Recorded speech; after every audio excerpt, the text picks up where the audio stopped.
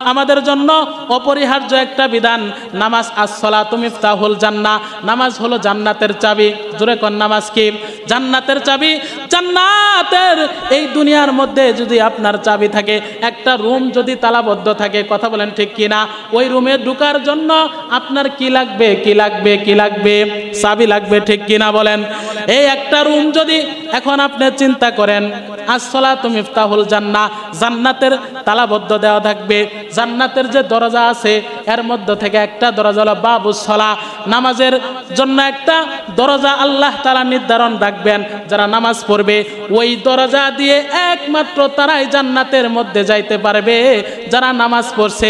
নামাজিরা ছাড়া ওই দরজা দিয়ে আর কেউ জান্নাতে যাইতে পারবে না। জান্নাতের যে দরজা আছে, অনেকটি দরজা আছে না? কয়টা দরজা বলেন তো? একটা দরজা, ওর মধ্যে থেকে একটা দরজা হলো যারা নামাজ পড়বে। এখন আস-সালাতু মিফতাহুল জান্নাহ, আমরা বাঙালি, একজনে কব হুজুর আমগরে কি শক্তি কম আছে, দরজা ভাঙ্গে যায় না? কথা কয় না। আল্লাহ যদি জান্নাত না দেয় দরজা ভাঙ্গে যাব? কথা বুঝছেন? কয় দুনিয়াতে যদি দরজা চাবি না থাকে দরজা ভাঙ্গে যাওয়া যা? কথা বলেন ঠিক কিনা? এখন চিন্তা করতে পারেন, আল্লাহ আস-সালাতু মিফতাহুল জান্নাহ, নামাজ হলো বেহেশতের চাবি। যদি চাবি না থাকে, আমরা বাঙালি মানুষ, শরীরে তো শক্তির অভাব নাই। ও হুজুর, চাবি না থাকলেই কি আমরা 10 জন মিলে জান্নাতের দরজা ভাঙ্গে ঢুকে যাবো? জোরে কন নাউজুবিল্লাহ। সম্ভব হবে? এই মুসলমান জোরে বলেন সম্ভব হবে? আর একটু জোরে বলেন সম্ভব হবে? একটা কিতাবের মধ্যে আসছে এটা কখনোই সম্ভব হবে না। জান্নাতের দরজা দেখবে, ওই জান্নাতের দরজা দিয়ে নামাজি যারা তারা জান্নাতের মধ্যে যাবে। কিছু মানুষ চেষ্টা করবে যাওয়ার জন্য, যে আমিও যাব, যাবে আর সাথে সাথে দরজা বন্ধ হয়ে যাবে। যাবে আর সাথে সাথে কি হয়ে যাবে? দরজা বন্ধ হয়ে যাবে। এই জন্য নামাজ পড়লে আল্লাহ তাআলা সুন্দর জান্নাত দান করবেন। তাকবীরে উলার সাথে নামাজ পড়তে হবে। আব্দুল্লাহ ইবনুল মুবারক এর যুগে একজন কামার ছিল। কামারের জান্নাতটা, আব্দুল্লাহ ইবনুল মুবারক একজন বিখ্যাত হাদিস বিশারদ ছিলেন। কথাটা বুঝেন? তিনি একজন আলেম ছিলেন, অনেক বড় যুগ শ্রেষ্ঠ একজন মুহাদ্দিস ছিলেন। তার একজন ভক্ত রাত্রিবেলায় স্বপ্নে দেখছে, কিতাবে আসছে, ঘটনা লেখা হয়। আমরা যখন আমাদের অনেক মানুষ মারা গেলে অনেক স্বপ্ন দেখি না? কথা বলেন দেখি কিনা? আব্দুল্লাহ ইবনুল মুবারকের জান্নাতের চেয়ে একজন কামারের জান্নাতটা অনেক সুন্দর হয়ে গেছে। একজন ভক্ত রাত্রিবেলায় স্বপ্নে দেখতেছে আব্দুল্লাহ ইবনুল মুবারককে। আব্দুল্লাহ ইবনুল মুবারককে ডাক দিয়ে বলতেছে, ও আমার শায়েখ, আপনি যে কবরে আছেন আপনার সাথে কি ব্যবহার করা হয়েছে? কয় শুনো, আমার কবরে আল্লাহ তাআলা যে নাজ নিয়ামত দিয়েছেন এর চেয়ে একজন কামারের, যে আমার পাশের বাড়ি কামার ছিল, তার জান্নাতটা, তার কবরটা আরো সুন্দর হয়েছে। সুবহানাল্লাহ বলেন। এই ব্যক্তি রাত্রিবেলায় ঘুম ভাঙছে, ঘুমের মধ্যে চিন্তা করতেছে, একজন কামারের জান্নাত আমার জান্নাতের চেয়ে কিভাবে, তা আমার শায়েখের জান্নাতের চেয়ে সুন্দর কিভাবে হয়? একজন কামারের জান্নাত আমার শায়েখের জান্নাতের চেয়ে সুন্দর হয়ে গেল। খেয়াল করেন কথাটা। এই লোকটা ফজরের নামাজ শেষ হয়ে গেছে। ফজরের নামাজ শেষ হয়ে যাওয়ার পর ওই কামারের বাড়ির দিকে ছুটে গেছে। যাওয়ার পরে সালাম দিয়েছে, আসসালামু আলাইকুম ওয়া রাহমাতুল্লাহ। সালাম দিয়ে ঢুকছে, ঢুকে জিজ্ঞাসা করতেছে, ও কামারের স্ত্রী, আপনার কাছে জানতে চাই আপনার স্বামী কি আমল করত, যে আমলের কারণে আব্দুল্লাহ ইবনুল মুবারকের জান্নাতের চেয়ে আপনার স্বামীর জান্নাতটা এত সুন্দর হয়েছে? আপনার স্বামী কি আমল করত? কামারের স্ত্রী বলতেছে, আমার স্বামী লোহার কাজ করত। আব্দুল্লাহ ইবনুল মুবারকের চেয়ে বেশি আমল করতে পারে নাই, তবে আমার স্বামীর উল্লেখযোগ্য 2টা আমল আমার জানা আছে, যেই 2টা আমল আমার স্বামী করত। 1 নম্বর আমল হলো, আমার স্বামী যখন নামাজের সময় হয়ে যাইত হাতুড়ি পিটাইতো, লোহার কাজ করত। যখন আল্লাহু আকবার আল্লাহু আকবার আজানের ধ্বনিটা যখন আমার স্বামীর কানে চলে আসতো, আমার স্বামী আর কোনো কাজ করত না, সাথে সাথে আমার স্বামী নামাজে চলে যাইতো। আর একটু জোরে বলেন সুবহানাল্লাহ। কামারের স্ত্রী বলতেছে, আমার স্বামী লোহা পিটাইতো, হাতুড়ির কাজ করত, যখন কানের শব্দ গেছে আল্লাহু আকবার, আল্লাহ সবচেয়ে বড়। আল্লাহু আকবারের অর্থ কি? আল্লাহ সবচেয়ে বড়। আমি দেখতাম আমার স্বামী এরকম ভাবে লোহার উপরে এরকম ভাবে বাড়ি দেওয়ার জন্য, লোহার উপরে পিটন দেওয়ার জন্য আমার স্বামী হাতুড়িটা উপরে উঠাইছে, আঘাত করবে এমত অবস্থায় তার কানে আওয়াজ আসছে মসজিদ থেকে, মুয়াজ্জিন সাহেব আওয়াজ দিছে আল্লাহু আকবার, আল্লাহু আকবার, আল্লাহু আকবার, আল্লাহু আকবার। এমন একটা আওয়াজ যখন আমার স্বামীর কানে আসছে, লোহাটা হাতুড়িটা উপরে উঠাইছে, এটা আর নিচের দিকে এটা আঘাত করে নাই, পিছনের দিকে ফেলায় দিয়েছে। আল্লাহু আকবার। কেমন ঈমান ছিল? কয় আমার স্বামী, আমি দেখতাম, আমি বাড়িতে আসার পর আমার স্বামীকে আমি জিজ্ঞাসা করতাম, ও স্বামী আপনি হাতুড়িটা উপরে উঠাইছেন, আল্লাহু আকবার বলছে, এই হাতুড়িটা তো আপনি নিচে আঘাত করে তারপরেও নামাজে যাইতে পারতেন। আমার স্বামী বলতেন, ও আমার স্ত্রী, প্রাণের স্ত্রী আমার শুনো, আল্লাহু আকবার, আল্লাহু আকবার অর্থ হলো আল্লাহ সবচেয়ে বড়, আমার আল্লাহ সবচেয়ে বড়। এখন যদি আমি হাতুড়িটা আল্লাহু আকবারের আওয়াজটা শোনার পরেও আমার হাতুড়িটা নিচের দিকে আঘাত করি, তাহলে দুনিয়ার কাজটাকে আমি প্রাধান্য দিলাম, আমার আল্লাহকে তো আমি বড় মনে করলাম না। কথা বলেন ঠিক কিনা? আল্লাহ তাআলা এদিকে ডাকতেছেন আল্লাহু আকবার, আল্লাহু আকবার, আল্লাহু আকবার, আল্লাহু আকবার বলে মুয়াজ্জিন দ্বারা ডাকতেছেন। আর আমি যদি আমার হাতুড়িটা নিচের দিকে আঘাত করি, তাহলে তো দুনিয়ার কাজটাকে আমি বেশি প্রাধান্য দিলাম, দুনিয়ার কাজটাকে আমি প্রাধান্য দিলাম, আল্লাহর চেয়ে আমার কাজটাকে আমি প্রাধান্য দিলাম। এই জন্য আমার কানের মধ্যে যখন আওয়াজ আসতো আমি হাতুড়িটা উপরে উঠাইছি, আল্লাহু আকবারের আওয়াজ আসছে, সাথে সাথে আমি এই হাতুড়িটা পিছনে নিক্ষেপ করতাম। জোরে কোন সুবহানাল্লাহ। আল্লাহর হুকুমের কেমন তাকিদ দিতেন চিন্তা করেন। হাতুড়ি উপরে উঠাইছে, আজান দেওয়ার পরে 15-20 মিনিট সময় থাকে, তো শুধু এক মাগরিব ছাড়া সব নামাজের মধ্যে থাকে না, জোহরের সময় আরো বেশি থাকে, আধা ঘন্টা থাকে।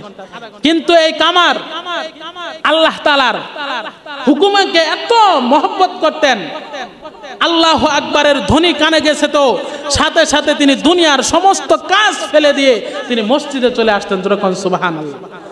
আজকে আজান দিলে হাদিসের মধ্যে আসছে, আজান যখন দেওয়া হয় তখন শয়তান সে এই এরিয়া থেকে সে পলায়ন করে, এবং কি হাদিসে আসছে বায়ু নির্গত করতে করতে সে নাপাক হয়ে শয়তান এই স্থান পরিত্যাগ করে। আজকে চিন্তা করেন, যখন আজান সাইডে কোনো দোকান থাকলে অনেক মুসলমান আছে নামাজের সময় হলে মসজিদে না এসে আরো নামাজের সময় হলে দূরে চলে যায়। কথা বলেন ঠিক কিনা? আমরা কেমন মুসলমান? আজান দিলে শয়তান দূর হয়ে যায়, আর আজকে আমরা কিছু মুসলমান শয়তানের ভূমিকা পালন করি। কথা বলেন ঠিক কিনা? কথা বলেন ঠিক কিনা? আজান দিলে আরো মসজিদ থেকে সরে যায়। চিন্তা করেন, আপনাদের এলাকায় না আমাদের এলাকায় আছে আছে কেমন মসজিদের পাশে কোনো দোকান থাকলে আজান হয়েছে এখন দূরে সরে যায়। দেখেন, চিন্তা করেন আজকে মুসলমান কেমন হয়ে গেছে। নামাজ একটা জরুরি একটা ইবাদত, নামাজ ছাড়া উপায় আছে? কথা বলেন উপায় আছে? যারা নামাজ পড়বে আসসালাতু মিফতাহুল জান্নাহ, আল্লাহ তাআলা তাকে জান্নাত দিবেন। নামাজ ছাড়া উপায় নাই, নামাজ আমাদের লাগবেই। নামাজ যে ব্যক্তি পড়বে তার হাসর নবীদের সাথে হবে, সিদ্দিকিনদের সাথে হবে, নামাজীদের সাথে হবে। আর যারা নামাজ পড়বে না তাদের হাসর উবাই ইবনে খালফের সাথে হবে, কাফেরদের সাথে হবে, বেঈমানদের সাথে হবে। জোরে কোন নাউজুবিল্লাহ। এজন্য নামাজ পড়ার দরকার আছে না নাই? কথা বলেন আছে না নাই? এজন্য আসুন, আল্লাহ তাআলা বলছেন কদ আফলাহাল মুমিনুন, মুমিনরাই সফল, মুমিনরাই সফল। যারা বিনয়ের সাথে নামাজ পড়বে, খুশু খুজুর সাথে নামাজ পড়বে, আল্লাহ তাআলা তাদেরকে জান্নাত দিবেন, আল্লাহ তাআলা তাদের শরীরের গুনাহকে আল্লাহ তাআলা মাফ করে দিবেন। এই জন্য নামাজ পড়ার দরকার আছে না নাই? এখানে যারা আছেন আপনাদের পায়ে হাত ধরে বলি, নামাজ আমাদের আবশ্যক। নামাজ নিয়ে কবরে যাইতে হবে, নামাজ ছাড়া উপায় নাই। আউয়ালু মা ইউহাসাবু বিহিল আবদু ইয়াউমাল কিয়ামাতিস সালাহ। নামাজের সর্বপ্রথম কিয়ামতের দিন আল্লাহ তাআলা নামাজের হিসাব গ্রহণ করবেন। কিয়ামতের দিন আপনাকে আল্লাহ তাআলা জিজ্ঞাসা করবেন না, ওই বান্দা তুমি তোমার ব্যাংকে কয় লাখ টাকা রাখছো, তোমার কয় জমি কতটুকু ছিল, তোমার ব্যাংকে অ্যাকাউন্ট কয়টা আছে, তুমি কয় তালা বাড়ি বানাইছো, এই প্রশ্ন আল্লাহ তাআলা জিজ্ঞাসা করবে না। আল্লাহ রাসূল সাল্লাল্লাহু আলাইহি ওয়াসাল্লাম তিনি বলে গেছেন, সর্বপ্রথম আল্লাহ তাআলা কিয়ামতের ময়দানে আপনাকে আমাকে যেই জিনিসটা জিজ্ঞাসা করবেন সেটা হলো নামাজ। সেটা কি? সবাই বলেন কি? সর্বপ্রথম আউয়ালু মা ইউহাসাবু বিহিল আবদু ইয়াউমাল কিয়ামাতি আস-সালাহ। সর্বপ্রথম নামাজের হিসাব হবে। এজন্য আসুন, নামাজের মুকদ্দমার মধ্যে যদি আপনার আমি নামাজের হিসাব যদি সঠিকভাবে আমরা দিতে পারি, আমাদের সমস্ত ঘাটিগুলা সহজ হয়ে যাবে। সব ঘাটিগুলো আল্লাহ তাআলা সহজ করে দিবেন। এজন্য আসেন, আমরা যে যেটাই করি না কেন আমাদের একদিন মরতে হবেই, আমাদের একদিন মরতে হবে, কবরে আমাদেরকে যাইতে হবে। চিন্তা করেন এখন আমরা কবরে কি নিয়ে যাইতেছি, কোন দিকে অগ্রসর হইতেছি। নামাজ ছাড়া তো উপায় নাই, নামাজ পড়তে হবে। আল্লাহর হাবিব সাল্লাল্লাহু আলাইহি ওয়াসাল্লাম মরজে মউত মুমূর্ষ অবস্থায় তারপরেও তিনি নামাজ ছাড়েন নাই। হাদিসে আসছে চলতে পারতেছেন না, অসুস্থ, দুইজন সাহাবীর কাঁধে ভর করে তারপরেও তিনি নামাজে গিয়েছেন। যেরকম সুবহানাল্লাহ। আজকে আমরা কত সুখে শান্তিতে আছি, কোনো সমস্যা নাই, কোনো সমস্যা নাই। আমরা নামাজগুলো এমনি এমনি ছেড়ে দিতেছি।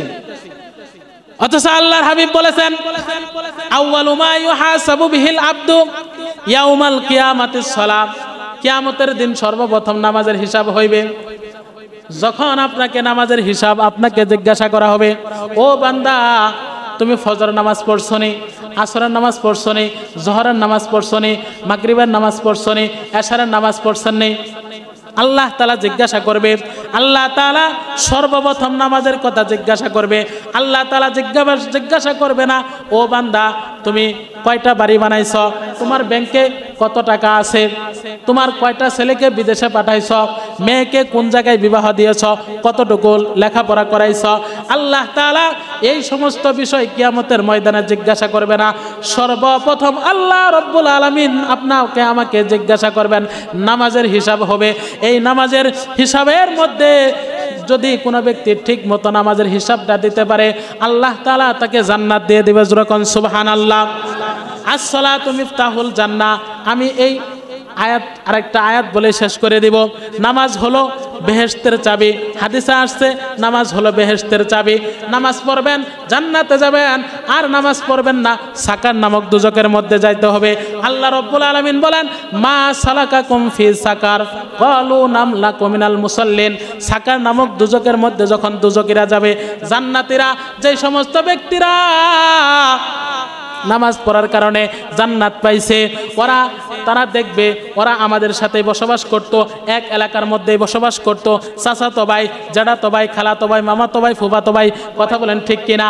ওই সমস্ত ব্যক্তিরা যাদেরকে দেখবে তারা যেমন নামাজ না পড়ার কারণে জাহান্নামের মধ্যে যাবে, সাকার নামক দুজকের মধ্যে যাবে। সাকার নামক দুজকের মধ্যে বেনামাজিদেরকে যখন দেখবে, জান্নাতীরা জিজ্ঞাসা করবে, মা সালাকাকুম ফি সাকার, তোমরা সাকার নামক দুজকের মধ্যে কেন আসছো? তোমাদেরকে আমরা দেখতাম তোমরা তো আমাদের একই এলাকায় বাস করতা, এক মহল্লায় বাস করতা, আমার চাচাতো ভাই, ফুফাতো ভাই, তোমাকে আমি বড় মহব্বত করি, আজকে কেন তুমি এই সাকার নামক দুজকের মধ্যে আসছো? কারণটা কি? সাকার নামক দুজকের মধ্যে কেন আসছো? মা সালাকাকুম ফি সাকার, এই সাকার নামক দুজকের মধ্যে আজকে তোমরা আগুনের মধ্যে কেন জ্বলতেছ?